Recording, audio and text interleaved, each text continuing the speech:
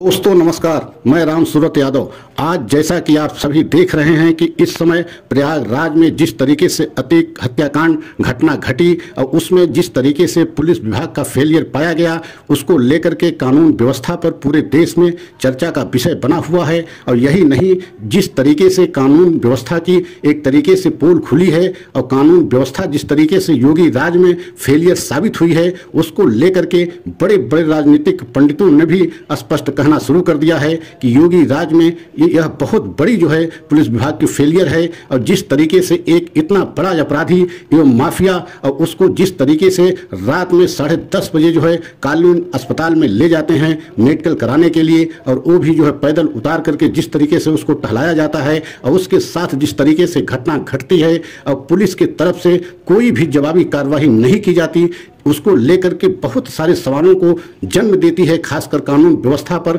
अब उसी पर तमाम कयास लगाए जा रहे हैं कि इसमें ऐसा क्या हो गया कि जो पुलिस विभाग की तरफ से इतना ज़्यादा जो है एक तरीके से लापरवाही की गई। अब यह मामला सुप्रीम कोर्ट पहुंच गया है और सुप्रीम कोर्ट में विशाल तिवारी जो है सुप्रीम कोर्ट के वकील हैं, उन्होंने जो है एक PIL दाखिल किया है और उसमें अनुरोध किया है कि कहते हैं सुप्रीम कोर्ट के मुख्य न्यायाधीश BY चंद्रचूड़ जी से कि जो है उत्तर प्रदेश की सरकार मनमानी तरीके से जो है इनकाउंटर करा रही है। और उत्तर प्रदेश की सरकार जब से योगी सरकार 2017 से बनी है और तब से लेकर के आज तक 183 जो है इनकाउंटर हुए हैं। और पुलिस की अभिरक्षा में, पुलिस की देख रेख में, एक तरीके से पुलिस कस्टडी में कई ऐसी घटनाएं घटी हैं जो कई सवालों को जन्म देती हैं। तो इसी को लेकर के जो है विशाल तिवारी ने BY चंद्रचूड़ से अनुरोध किया और कहा कि एक जो है ऐसी कमेटी बनाई जाए जो सुप्रीम कोर्ट के रिटायर्ड जज हों, उनके देख रेख में जो है पूरी जांच हो, तो बहुत बड़े जो है इसमें खुलासा हो सकता है।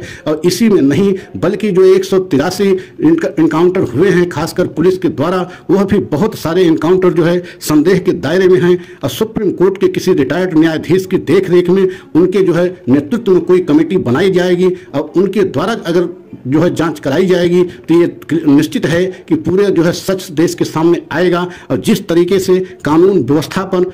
तमाम तरह के सवाल खड़े हो गए हैं और यह लोग कहने लगे हैं कि जब पुलिस अभिरक्षा में किसी अपराधी को जो है सुरक्षित पुलिस विभाग नहीं रख सकता है, तो आम आदमी की क्या स्थिति है या आम आदमी की कैसे स्थिति गुजर रही है। पूरे देश की आम जनता इस समय एक तरीके से इस घटना को लेकर के काफ़ी जो है हैरान परेशान है कि बताइए इतनी बड़ी सुरक्षा में जब क्या कहते हैं किसी माफिया के जो है इनकाउंटर होता है या उसकी हत्या की जाती है, इनकाउंटर नहीं बल्कि इसकी हत्या की गई, लेकिन उसमें किसी प्रकार का जो है उसमें पुलिस के द्वारा कार्रवाई नहीं की गई, जवाबी कोई कार्रवाई नहीं की गई। तो इस बात को लेकर के कि BY चंद्रचूड़ जो मुख्य न्यायाधीश हैं वह एकदम तैयार भी हो गए हैं और 24 तारीख को मतलब 24 अप्रैल को उसमें सुनवाई होगी। आप सोच सकते हैं कि पूरे देश के सामने सच आएगा। और BY चंद्रचूड़ जिस तरीके से इस समय एकदम सख्त रुख अपनाए हुए हैं, उसको देखते हुए पूरे देश की उम्मीद जो है BY चंद्रचूड़ जी के तरफ जो है देख रहे हैं। पूरे देश की जनता देख रही है कि उन्हीं के द्वारा जो है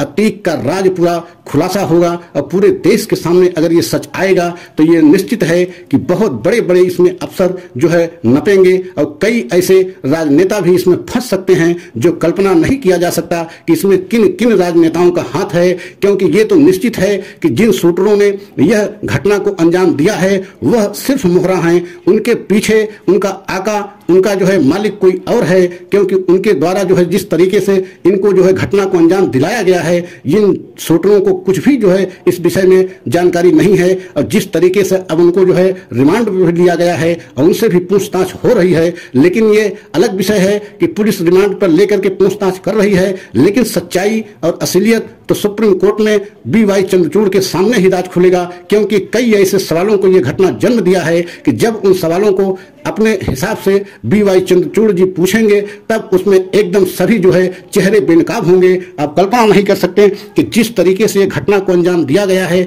उस घटना से पूरे हमारा देश का सिस्टम एक तरीके से हिल गया है। ये अलग बात है कि माफियाओं से हमारे देश में बहुत बड़ा जनता का नुकसान हुआ है। खासकर ये माफिया बहुत कई हजार परिवार को दुख पहुंचाया है, कई जो है परिवारों को उजाड़ा है और उगाही धन उगाही जिस तरीके से ये करते रहे हैं, इनका जो है किसी से छिपा हुआ नहीं है और खुलेआम जो है 4 दशक तक जो है अतीक जो है प्रयागराज में एवं आसपास के जिलों में जिस तरीके से इनका साम्राज्य चलता रहा और बेनामी संपत्ति इतनी अधिक बना लिया कि आप कल्पना नहीं कर सकते हैं कि 4 दशक मतलब 40 वर्ष तक इनका साम्राज्य चलता रहा और बहुत सारे ऐसे घर जो है इनकी वजह से उजड़ भी गए। आप कल्पना कीजिए कि यही नहीं, इन्हीं के तरीके से सरकार ने एक लिस्ट जारी कर दिया है माफियाओं की, उसमें लगभग 65 लोगों का नाम है। तो आप कल्पना कीजिए कि पूरे उत्तर प्रदेश में इन तरीके के 65 माफियाओं से पूरा देश नहीं बल्कि पूरा प्रदेश एक तरीके से त्रस्त है। आप कल्पना कर सकते हैं कि माफियाओं का राज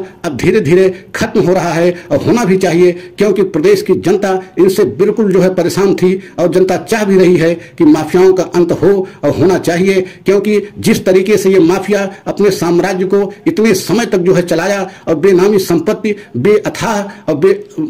मिसाल जो है कमाया और बनाया, तो आप सोच नहीं सकते हैं कि इनकी वजह से हमारे समाज की जनता को कितना नुकसान हुआ। न जाने कितने ऐसे जो है लोगों को मर्डर किया, उनके भी जो है परिवारों को एक तरीके से उजाड़ दिया। लेकिन अब जब इनके ऊपर यही स्थिति आई है तो देश में एक तरीके से हलचल मच गई है। और हलचल इसलिए मच गई है कि जिस तरीके से कानून व्यवस्था में रहते हुए खासकर पुलिस कस्टडी में जो हत्या हुई है, इससे पूरे देश में ज्यादा ही एक तरीके से कानून व्यवस्था पर सवाल खड़े हो रहे हैं कि अगर इतनी ज्यादा सुरक्षा थी और उस सुरक्षा घेरे को तोड़ करके जिस तरीके से या 3 शूटरों ने उनके ऊपर हमला किया और दोनों भाइयों को जो है एक तरीके से हत्या कर दी गई, तो इसको लेकर के सवाल उठ रहे हैं। और शाइस्ता परवीन जो अतीक की पत्नी है वो बार बार ये सवाल उठा रही हैं कि हम पहले से ही कई बार जो है मुख्यमंत्री को जो है पत्र भेजा भी था और बताया भी था कि हमारे आदमी मतलब अतीक अहमद की हत्या हो सकती है, हमारे देवर जो है उनकी भी हत्या हो सकती है और हमारे बेटों की भी हत्या हो सकती हैं।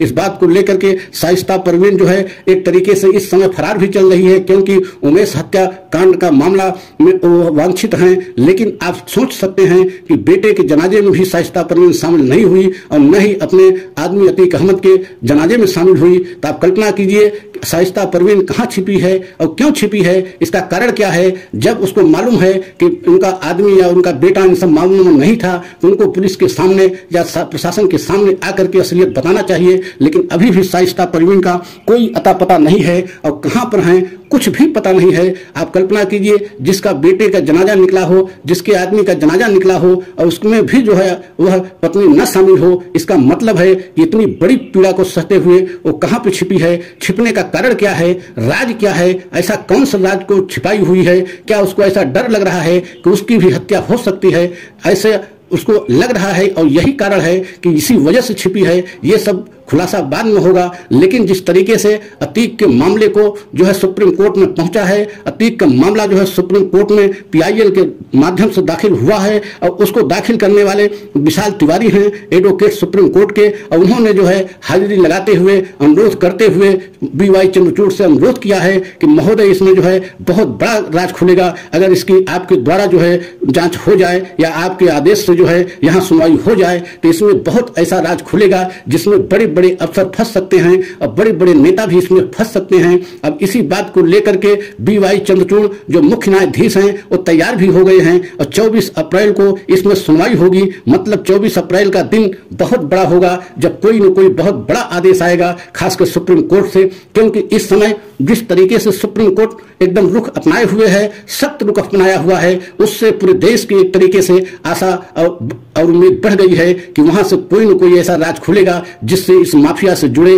बहुत सारे जो है कनेक्शन सामने आएंगे। और यही वजह है कि अब पूरे देश की जनता एक तरीके से सुप्रीम कोर्ट की तरफ देख रही है कि वहां से कोई न कोई ऐसा आदेश मुख्य न्यायाधीश की तरफ से होगा और निश्चित होगा, क्योंकि आप देख रहे हैं कि BY चंद्रचूड़ जब से आए हैं, जब से मुख्य न्यायाधीश बने हैं, कोई न कोई ऐसा आदेश कर रहे हैं जिससे सरकार भी बैकफुट पे आ रही है। लेकिन जनता के हित में उनका आदेश होता है, जनता के हित में ही वो पूरे आदेश करते हैं, जनता के कोई नजरअंदाज नहीं करते हैं। तो आने वाले समय में अतीक का मामला भी वहीं से राज खुलेगा। और सभी देशवासियों से ये अपील करते हुए कि अगर यह सच हमारा आप सभी देशवासियों को अच्छा लगा हो तो लाइक सब्सक्राइब अवश्य करें, कमेंट के द्वारा अपनी राय दें और अगले वीडियो में हम आप लोगों से पुनः मिलेंगे और यह अवश्य आप लोगों को बताएंगे कि किस तरीके से अगले वीडियो तक हो सकता है कि राज अतीक का खुल भी जाए, और नहीं खुलेगा तो ये निश्चित है कि 24 अप्रैल को कोई न कोई एक बहुत बड़ा आदेश होने वाला है। और अगले वीडियो तक आप सभी लोग इंतजार करें, अगला वीडियो पुनः लेकर के आएंगे। जय हिंद, जय भारत।